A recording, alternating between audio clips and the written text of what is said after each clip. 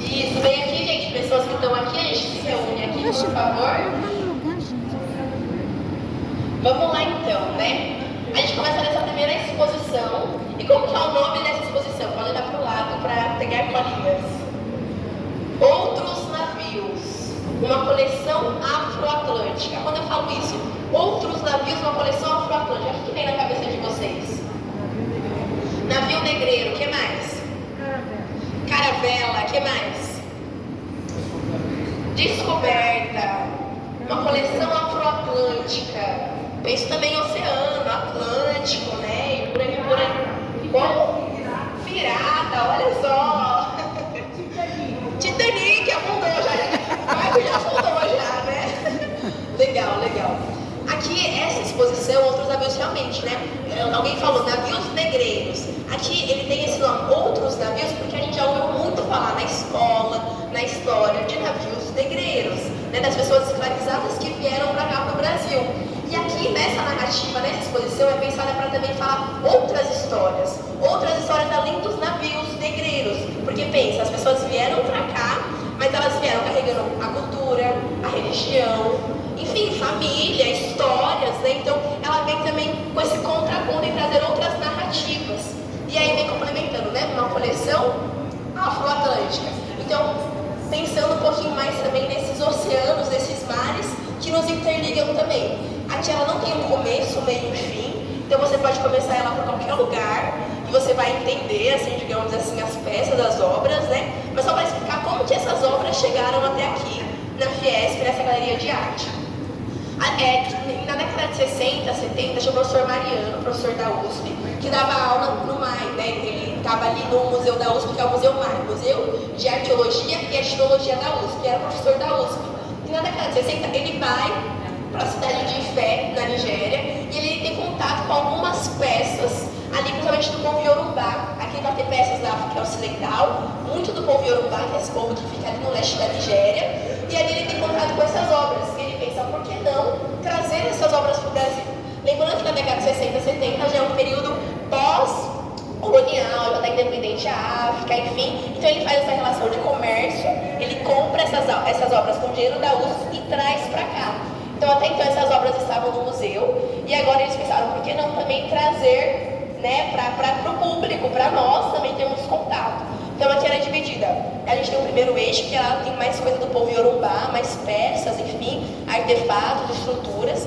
Aqui a gente tem uma contraponto com a África Ocidental, vai ter peças afro-brasileiras também. E ali também, no terceiro eixo, também vai ter da África Ocidental, enfim, por assim em diante. Tá bom? Então vamos caminhando aqui um pouquinho. Vamos parar nessa primeira vitrine aqui da exposição. Você pode ir de um lado, outro de outro também.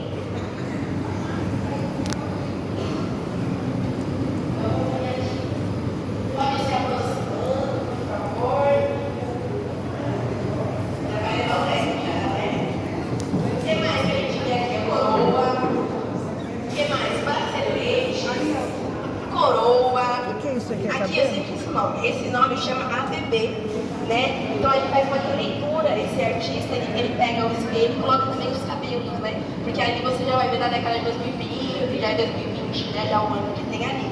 Então, como eu falei, ela tem os mares, né? Então esse primeiro eixo é como geralmente a gente entrasse. E pensa, quem são as deusas dos mares? Alguém chuta? De quem que é a deusa da Iemanjá? A gente tem a Iemanjá e também a gente tem Oxum, exatamente, que é a deusa de águas doces, né? Então a gente coloca essa primeira vitrine quando você entra também para fazer essa conexão dos mares, dos oceanos e por assim em diante. E dos mares, né? Vocês estão vindo lá da Praia Grande, né? Então conhece bastante. Então a gente vai ter tanto as coroas, o bracelete e também tem a questão das joias, muito interessante, né? Porque a Iemanjá, antes de ela lavar os seus filhos nas águas, ela vai lavar suas joias, né? Apresentando o quanto que ela é vaidosa, então ela vai lavar as joias primeiro e depois os filhos. E eu quero perguntar, como que a Iemanjá é representada aqui no Brasil? Quais as imagens que nós temos da Iemanjá? Quais imagens que a gente tem? Alguém já viu foto dela, alguma coisa assim? Que cor que ela tem? Azul. Azul, e a cor de pele dela? Branca. É, mas ela é negra, né? Ela é negra. Né? E aí a minha pergunta que ela é representada dessa forma na Mas ela África? não é branca. Porque Não, tá- ela é negra. Acha que não, será? Do pescoço que elas põem aqui. E esses seriam os braceletes. Tem também, que a gente vai ver também ao longo da exposição. Então é interessante, né, pensar. Na África, ela não é representada dessa forma. Na África, ela é negra, enfim, mas aqui, quando ela vem para o Brasil, tem essa apropriação, ela é tratada de uma outra maneira. Então aqui também mostra como se fosse. A gente tem a África, a gente tem o Brasil. Quando se junta, se forma uma outra coisa. Mas aqui essa questão, né, da Iemanjá ser branca, entra muito por conta do quê? Do racismo. Onde já se viu uma deusa ser negra? Não pode aqui no Brasil. Então por isso que ela é representada com traços europeus, traços brancos. Ela não pode ter um cabelo afro, ela tem que ter um cabelo longo, liso e assim por diante. E aí já entra essa crítica, né? Porque a gente tem aqui o preconceito. Então eu não conheço, eu já julgo, enfim, me afasto também, né? Então é interessante, ao longo que a gente vai caminhando, a exposição também é pensada, a gente tem mais aproximações do que desconexões. Às vezes a gente quer comparar o Brasil já com a Europa, com os Estados Unidos, enfim, mas cara, em África a gente tem coisas muito mais parecidas para trocar também do que outros países também, né? Vamos caminhando aqui. Aqui eu posso comparar nessa obra aqui, nesse quadro aqui. Vamos vindo aqui. Alguém tem alguma dúvida, alguma questão? Não? Tá bom. Se alguém tiver alguma dúvida, é só levanta a mão, tá bom? Que aí eu paro e respondo. Aqui a gente tem esse quadro, né? Só explicando um pouquinho para vocês. A gente vai ter, como eu falei, essas obras que são as são peças originais de lá. E a gente vai ter esses quadros ao longo também da exposição que estão nas paredes, que já são artistas pretos brasileiros, que também pintam já sobre isso, enfim. É nessa questão, a Larissa de Souza só pinta mulheres pretas. Esse tema também está tão em voga, né? Que veio também assim a todo vapor. Esse quadro, o que vocês estão vendo nesse quadro? É o binóculo de foto, o que mais? O cajueiro, o que mais? Aqui? As casas. Na árvore. Parece que está caindo, né? São folhas, parece, né? O chapéu, o sapato bonito, né? Bonito. Igual o seu? Faltou sal, faltou sal. Aqui a gente também tem outras, né? Os anéis, os cabelos. Então aqui a gente vai ter, né? Duas mulheres pretas olhando aquele binóculo que a gente usava bastante, né? Que dá pra ver fotinhos, né? Que parecem que elas vendo aqui também. Aí vai ter o pé do cajueiro. Aqui quando eu olho para esse quadro, eu gosto de pensar naquelas quadros que a gente tem de família em casa. Sabe que a gente tem vários quadros atrás, né? Então aqui pensando também o quanto que a África, de modo geral, ele é ligado ao ancestral. Né? Então eles veem, por exemplo, a pessoa mais velha, ela está muito mais próxima do divino, então ela merece ser respeitada. Então é dessa questão, a ligação com a ancestralidade é muito presente na cultura deles também. Então a gente vai ter esse pé do cajueiro. Esse símbolo aqui, vocês já viram em algum lugar? Nas grades, a gente tem portão também, né? Esses símbolos na porta, exato. Esse símbolo é chamado adinkra. Então tem vários adinkras, que no caso são vários símbolos de várias formas.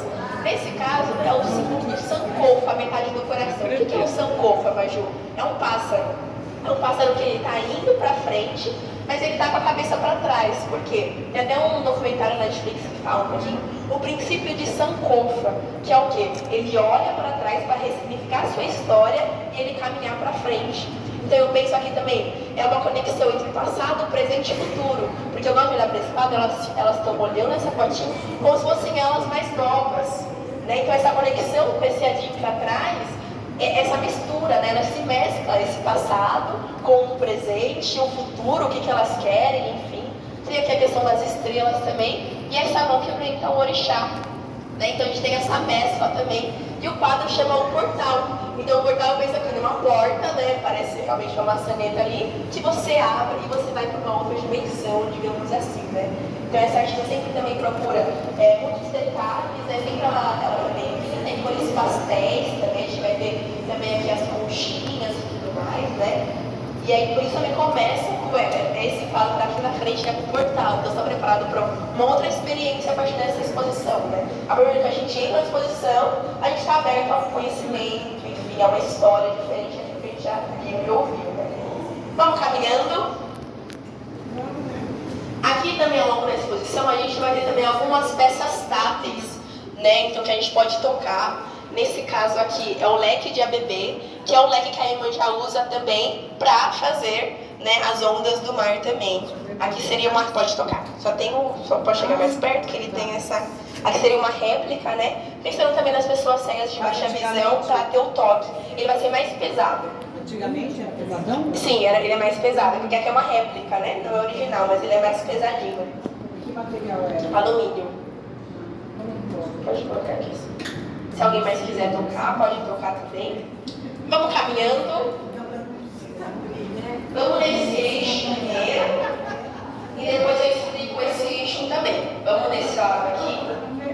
José. Aqui a gente tem, né, machado, enxada, pedra, enfim. Pensando também... A picareta, exato, né? E aqui a gente pensa também um pouco na mão de obra, né? Na mão de obra negra, que foi também o básico, né, da construção brasileira. Mas a gente pensa nessa questão também da mão de obra, do trabalho escravizado, mas também a gente pensa o quê? Guerras, revoltas. Porque muitas vezes, muitas histórias tem, foram escravizados, está tudo bem. Não, teve guerra, teve revoltas, né? Porque, enfim, eles também eram sujeitos ativos também, né? Não queriam ser escravizados e por isso tinha muita guerra também contra os seus senhores. Aqui a gente também vai ter... Essa espada é muito pesada? É. Porque seria para pegar aqui dessa forma aqui, e aí você também ir cortando, né? Ou enfim, também. E você vê que é interessante olhar para as espadas, para esses instrumentos, que ele podia ser muito bem liso, né? Mas até o instrumento, ele tem uma história, né? Vão ser cheios de símbolos. A gente vai perceber isso falando na exposição, que nunca um vaso é só um vaso, por exemplo. Aqui é um vaso, esse 57. Mas tem toda uma história, né? Nesse caso... Tem as divindades religiosas também. A gente vai vendo que a forma que eles representam as divindades religiosas é uma forma muito mais geométrica. Não é uma forma tanto parecida com o humano, mas vem essa questão também da geometria. Trabalhos manuais. Os trabalhos manuais é muito presente no artesanato. Então aqui a gente vai ter as cabaças, aqui em cima, nesse vermelho. E aqui a gente vai ter as máscaras, né? Como eu falei, as máscaras vão ter essa impressão branca, mas não branca no sentido aqui do Brasil como é o racismo, mas branco no sentido ligado mais ao ancestral para eles, né? A paz, exato, né? O divino. Nesse caso a gente vai ter também peças que eles utilizam para rituais religiosos. Então aqui é para colocar na cabeça, aqui é para colocar na cabeça, aqui é para colocar no corpo também, aqui é para colocar em peges maiores. Eu já vou explicar o que é pege. Esse daqui é bonito, né? É muito bem trabalhado. E aqui vocês imaginam o que é isso? É para cozer. Para cozinhar. Fazer um peixe. Oi? Isso. Como é que fala aquela peixada? Eu não sei. Fugiu a palavra. Aqui seria uma cabaça. Será? É tacho, não? Que vai todo peixe. Não. Da moqueca. Paeja. Nesse caso seria uma panela. Né? Então aqui seria a panela e aqui seria a tampa da panela. Então você fala que panela, né? E pensa o peso também dessa panela, né? Isso, eu falei maneira, mas é barro. E a caloria, né? E a caloria aqui para, né, você fazer aqui, né? Aqui são vasos. E aqui já lembra os indígenas. Já lembra, né, do tear, né? E aqui seria um instrumento que você pega aqui com o ombro e toca como se fosse a baqueta, né? Agora a gente vai aqui do outro lado. Aqui também eles pensaram no sentido que a África ela é feita para tocar, né? Então aqui já vão ser réplicas. Eles compraram numa feira do Brasil. E aqui vai ter várias coisas. Pode se aproximar, por favor? Aqui vai ter várias coisas também pra gente tocar e ter contato com essa África que ela é viva, né? Aqui, vocês imaginam o que é isso? Um leque. Não liga. Aqui no Brasil, essa feira do Brasil foi aqui, como eu falei. Só que eles colocam esse leque para chamar a atenção. Então na África não tem esse leque. Na África é só a boneca, que chama aquabra. Então as mulheres que queriam engravidar, elas colocam na cintura. Peraí só um pouquinho.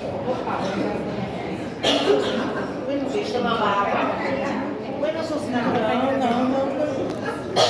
Já passou de época. É cabaça.